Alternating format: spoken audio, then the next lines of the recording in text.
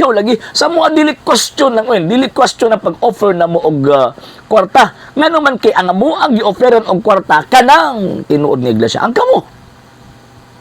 Siktang gitukod og kano. Stilan.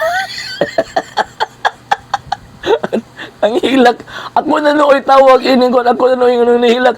Kamo ang nanghilak, ano man kay gusto ninyong tabunan ang inyong bakak ug ang inyong bot-bot. Dira pa lang gani ko sa 10% matagbulan ninyo. Wala pa gani ko ritanaw sa inyong halad-halad matag Domingo.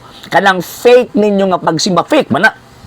Kanang pagsimba-simba ninyo fake na, dili na mo'y pagsimba ng sa balaang kasulatan. Fake na kay ang tinuod nga pagsimba sa balaang kasulatan na ay altar. Kamo stage man ang inyo.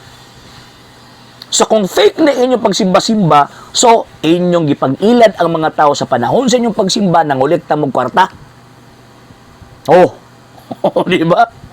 Mga hudas ginindag ko ng mga tawana. Gibaligya ang pulong ni Kristo. So Ginoo ko yung taon. Bisan pag magpintahay ta, kamo ang gipangortahan. Wala nga buhis pastoy basta nagmembro. Di ba?